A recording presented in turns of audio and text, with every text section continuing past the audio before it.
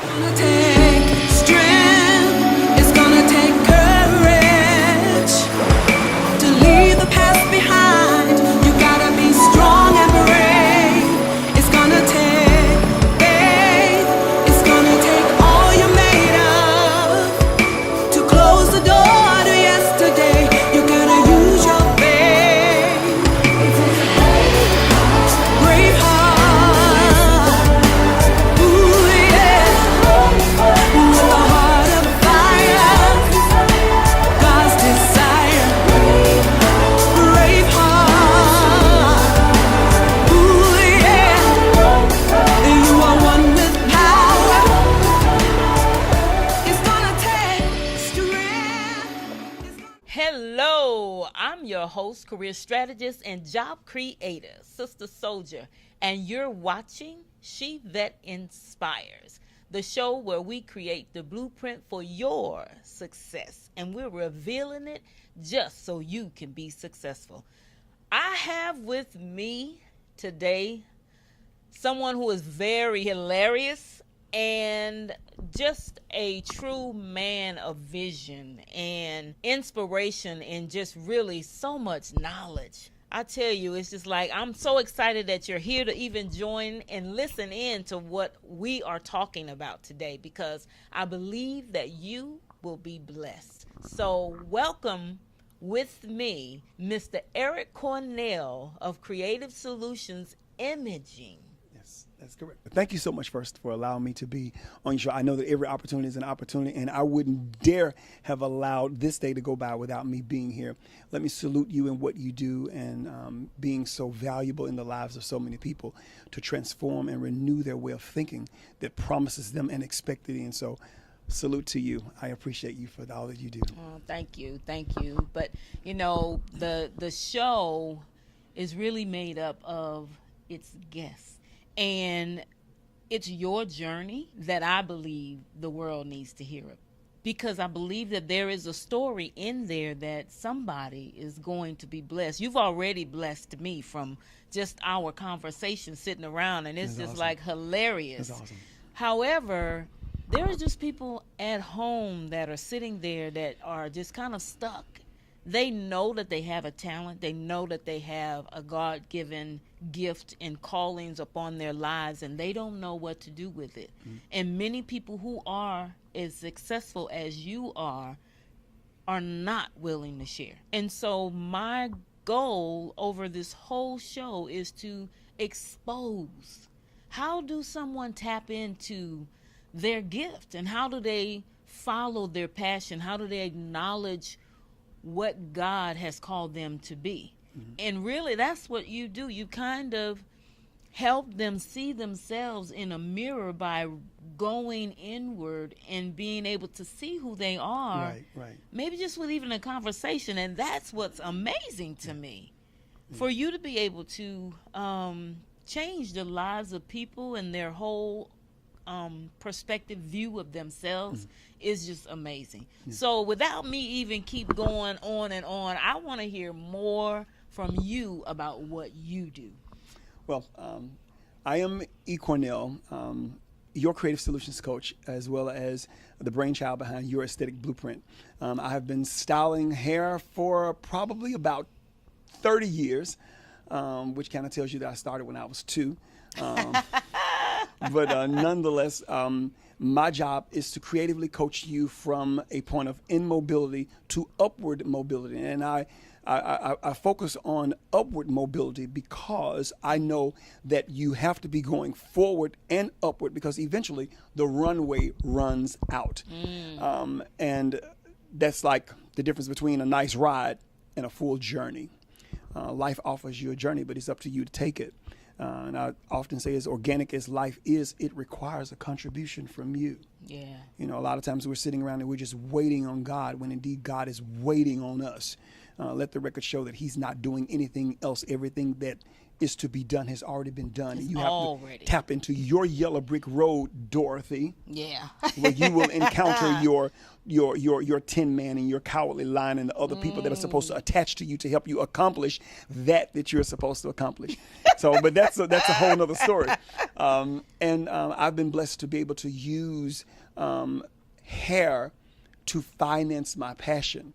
I've been a stylist, and I've owned 8 very successful salons in the Memphis, Tennessee area in the southern region, and it's been an amazing journey. I've met some amazing people, and in the midst of that, I've met a lot of people who just did not really know who they were created to be versus who they had allowed themselves to become based upon temporary circumstances. In other words, living in that space called circumstances, which is already a very dangerous place to live and reside and memorialize in. I was privileged and blessed to write a book called Advancing Beyond Circumstances, getting you beyond that space called circumstances, because that space called circumstances will hold you there. And as long as you allow it to keep you there, that's exactly where you'll stay and be in a space called circumstances. Wow. Did that answer your question a little bit anyway? It gave a whole lot, right? I think so. Okay, all right, good. I think it did. If not, we got a lot out of it, Right. right? It's something we can build on. I'll do better. So, you talk about you've owned 8 shops, 8 salons before. I'm a cosmetologist. You may not have known that, but I am a cosmetologist. I don't practice it because... Shut the front door. I didn't know that. I still have my license, and it's out of California. However, I hold on to it because I still have a vision for it. Right. But I know what it takes to own one salon. And you said that you have owned 8? Yes. And opened 8? Yes. Wow. Wow. I really want to hear, how did you even get into hair? Okay. How did you manage to go in that direction? Okay. Well, I made a decision to move with my grandmother because I didn't enjoy living at home with my mother, because there was another level of discipline that my mother required of me. And since my grandmother loved me so much, I'm like, I'm gonna just chill at grandma's house. And I had gone to Star Search, and I'd gone to the Apollo Theater, and so I was just kind of sitting at home, becoming an amazing couch potato, just waiting on them to call me back. Yeah. And and so one day, I was dating this young lady, and she had what's affectionately known as a Jerry curl in the South. And you mean a soul glow? The soul glow, right. So don't do that. So, and I mean, and she would pick it out really good in the front, but the back was just kind of had its own little thing going on. So, of course, we all lived in the same neighborhood, so I would kind of joan on her a lot. I actually, in the South, we call it checking. And so I'd check and be like, girl, your head, da, da, da, da, da. And one day my grandmother heard me joning on her. And so, we got through, we laughed, and my grandma was like, come here for a minute. And she said, you're going to stop talking about that girl. She said, if you can't be a part of her problem, you can't be a part of her solution, you're not going to be a part of her problem. And I'm like, I was just kidding. She don't know you hurt her feelings. I said, I didn't hurt the girl feelings. You hurt her feelings. So I'm like, oh. All right, Muddy. I love your grandmother. Yeah, I love my grandma too, but she broke me down to the least common denominator, right? So I said, you know what? I just didn't recognize that I did this. So what I did was that I told her, I said, listen, I'm an artist. I draw. So I said, you should let me fix your hair. And she's like, no. I'm like, what do you mean no? She said, no, you're not what you're. I said, listen, it couldn't be that hard. It has to be about like drawing. Why don't you let me fix your hair? So she was, I hate to say crazy enough to sit there and let me do it. And I actually did it, and it was sharp. It was a nice cut. And before you knew it, I had people like, man, did you do Tammy's hair? And I'm like, yeah, I did Tammy's hair. And so I just kind of made up a name so you know. I said, yeah, I did her hair. So before you knew it, I had a den at my grandmother's house full of people waiting to get their hair done. I did everything from drawing Mickey Mouse to cutting stacks to the Queen Latifah thing and T-bars, all the stuff. And one day after everyone had left, my grandma said, listen, the next person that leaves out of this house and they give you $5 looking like they just left the salon, I'm going to put your big, and you fill in the blank. Yeah, whatever you want. Right out of here. So I'm like, oh, mother, you're tripping. So I did a young lady's hair, and then we went to choir rehearsal. And when I came back, everything I owned was on the front porch. And we got to rehearse like 9 at night. And, depending upon where you live, I was not in the best part of town, So when my friends that were bringing me home, they pulled up and they shined the lights up on the house. So you could see all of this debris on the front porch. So I'm like, and I'm looking like, trying to be cool because I didn't want to lose cool points. So before you knew it, I knock on the door because, you live with your grandmother. She's the only person that has the key. Yeah. Right. Yeah. So my dad. You better hear me. My dad. That's my father that only didn't give me a key. Not a key because it's not your house. So I knocked on the door, and the way her house was set up, she can come to the bathroom window and look out on the porch. And she just looked at me.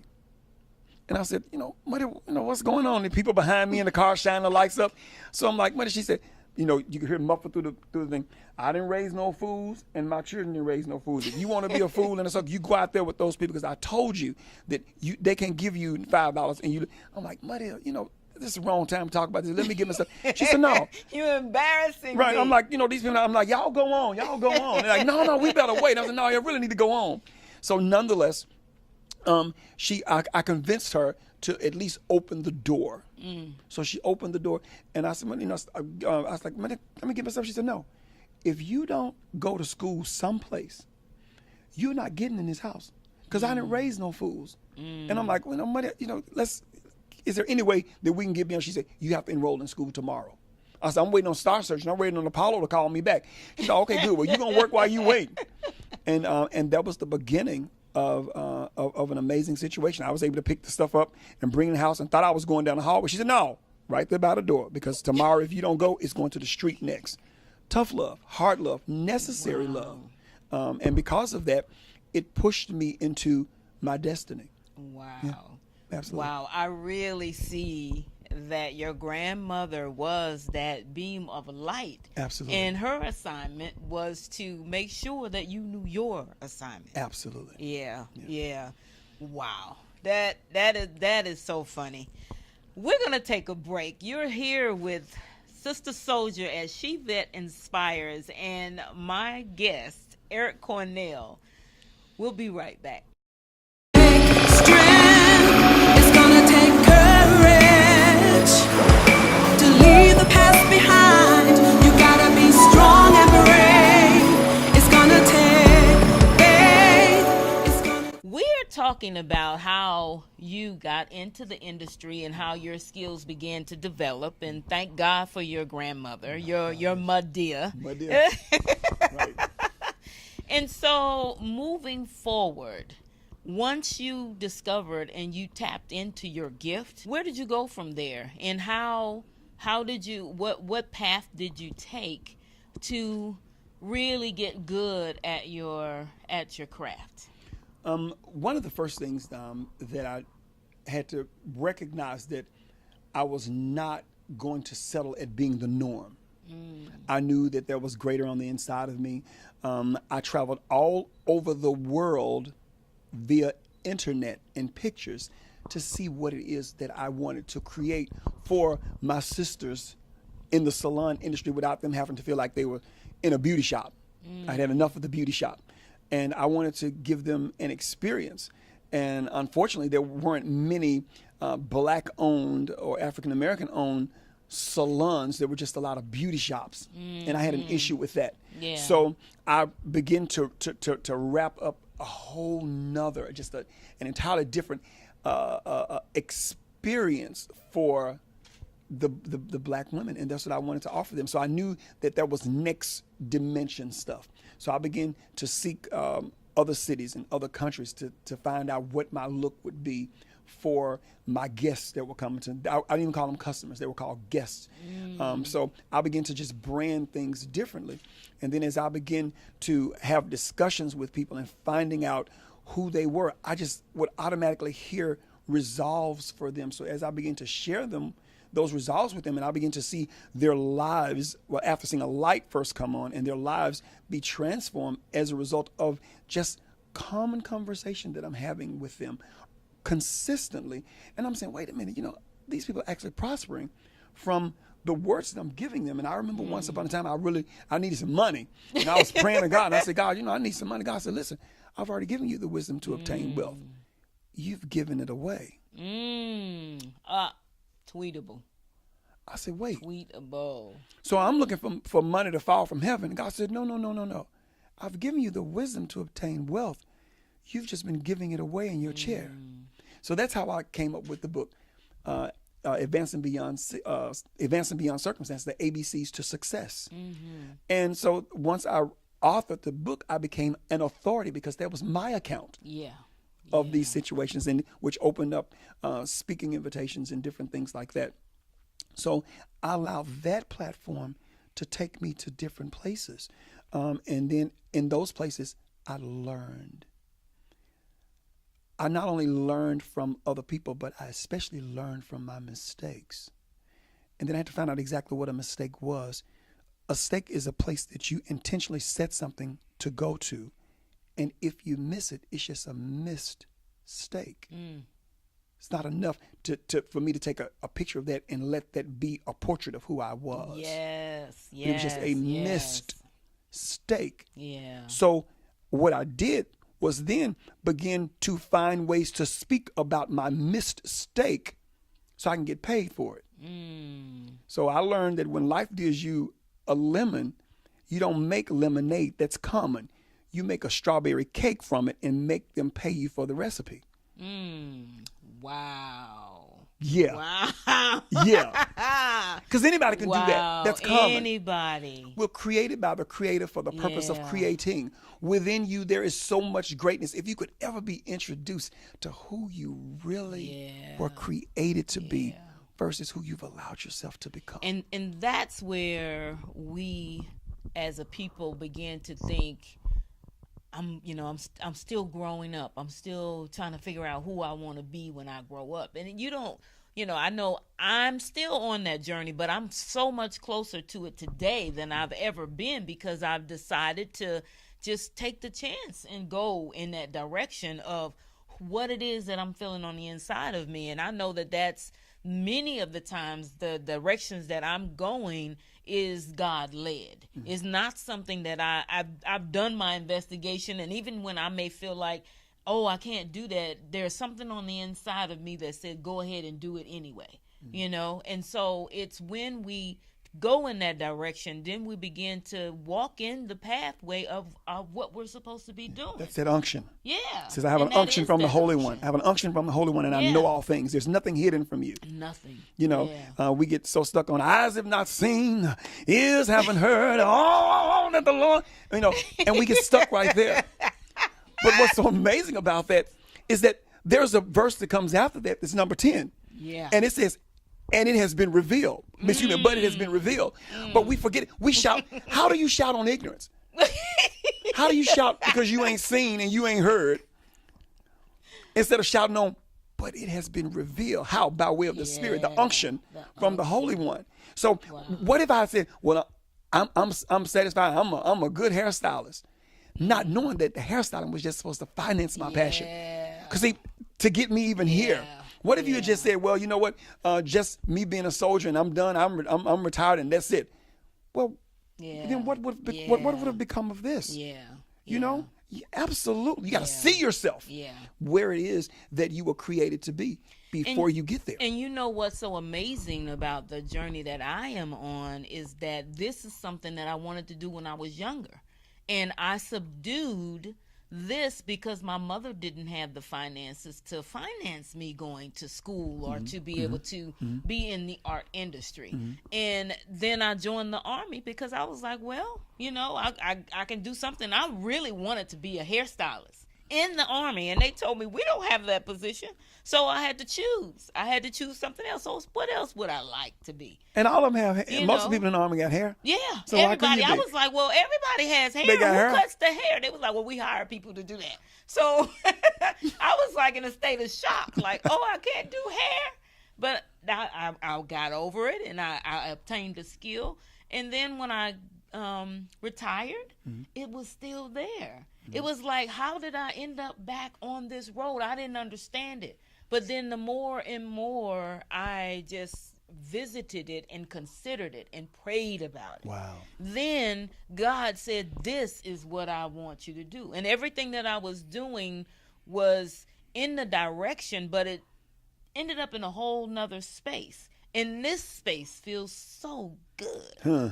It feels so good. It feels right. It is the right fit for me. And so when someone is on a pathway trying to discover what it is that God has for them and where he wants them to be, they just have to be attentive, and not so much as saying that I'm going to still do what I want to do, because what I was doing, and when it runs out, he guided me in every direction that I was going. But when it ran out and I was still trying to work that thing, like being a realtor and having multiple deals on the table and they all begin to close and fall out on you and there's no control, that's a story. That's something he's speaking. Right. And I needed to listen. And so when I did, I became aware of that this is not what I'm supposed to be doing. Is not supposed to be my forever. It wasn't your blueprint. Yeah. Wasn't part of your blueprint. I learned a lot. And I was able to take that with me with what I'm doing now, but it wasn't my forever, which I thought it was, because I enjoyed it. Right. And I still enjoy it, but it's not what I'm supposed to be doing. Right. This message is greater. It's greater. It's meant for me to be in the presence of people such as yourself, who has a story to share with people who are waiting at home wondering, how do I get there? How do I get out of this state of poverty? How do I have hope? How do I do this thing? Because I don't have the money. I don't know where to begin. And maybe I do have those things, and I just don't know where to start. And so therefore, She That Inspires was born, because the message has to get told. Yeah. You That's know? good. And I realized that this is why I'm supposed to speak. You know, that my voice is important.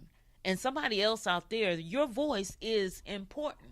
So don't let the things that you have experienced in your life, whether it be a parent who maybe tried to make you feel uncomfortable about sharing your natural experiences or speaking your mind. Circumstance. Yeah.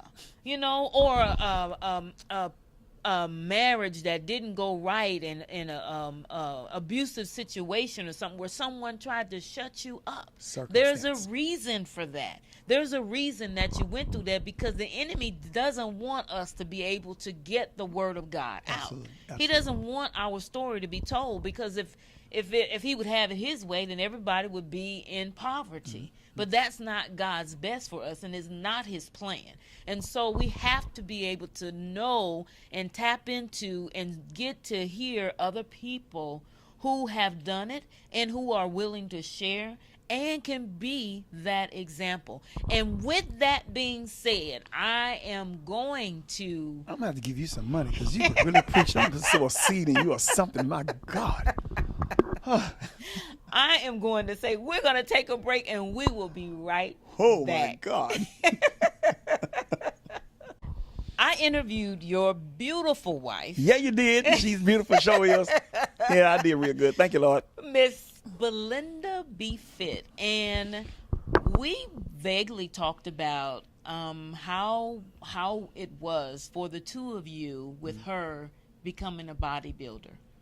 I want to know, for the men out there who may watch us and whose wife may be in considering becoming a bodybuilder, what were your thoughts, and how is it now that you support her so much in everything that she does? And it really is a reflection of you, because as the head of the household, your spouse, when people see a good relationship, they're not just looking at one person. One person does not accumulate a relationship on their own. It takes two. Right. But on a normal, the wife is really a reflection of what the husband is, and how he's supporting her, and how he's caring for her. And you do a great job of that. So I want you to kind of just touch a little bit on that.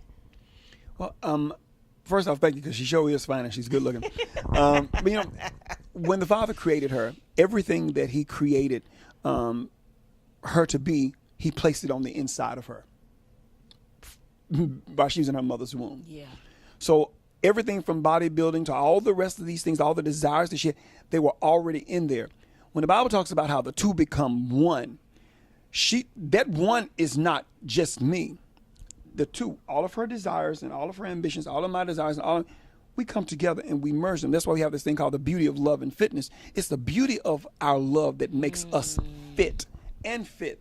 When I used to be a 46 in the waist, and I mean, she was into the health and fitness. I was into the beauty aspect. I promised her, she'd never be nappy head, and we promised that I'd never be fat. And that's just how we do it. And so I had to I had to allow her to be who she was created to be, and I knew that it would fit.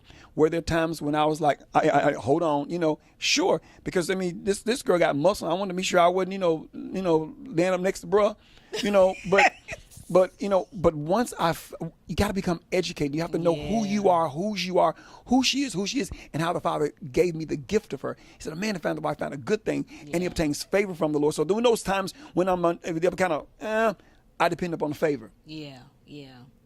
I love who she is. So sometimes I'm absolutely her Robin and she's Batman. Yeah. And I let her handle it, and I enjoy it, and I stand back and I'm a biggest cheerleader. Yeah. And that's how she becomes the best version of her. Yes. Which ultimately makes her the best version of her for me. Yes. I understand that. Yes. So I'm good. And a mirror of you. You show me what to say. A mirror of you. Yeah. So I'm excited about that.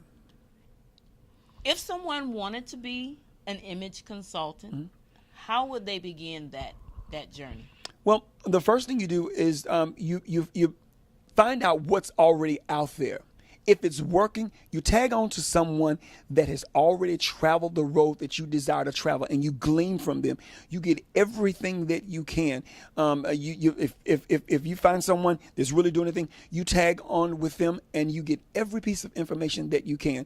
And then you find out what your individual niche is in it, because if it's already being done, it's not yours to do. Yeah. You find out what your niche is. Why were you created? What's your assignment in this thing? And that's the most amazing way to start. I love that. If it's already being done, it's not yours to do. An assignment, or it could be, but it may be you have to add your own flavor. But that's it. That would be your niche. That would be. That would be your niche. So I mean, a lot of people singing, but what is your sound? Yeah. What's your sound? Wow. So I am going to end it with that, but it doesn't have to end. You're going to hear more from Mr. E. Cornell, the image consultant and strategist. This is your girl, Sister Soldier, and you are watching She That Inspires. If you would like to learn more, please go to www.shethatinspires.com. And you can also find us on YouTube at the She That Network. So be sure to like us on Facebook and share this video, share this program with everyone that you know. Because why? Somebody needs to hear this. I'm your girl, Sister, and I will talk to you the next time. Deuces. People pay for them cheekbones.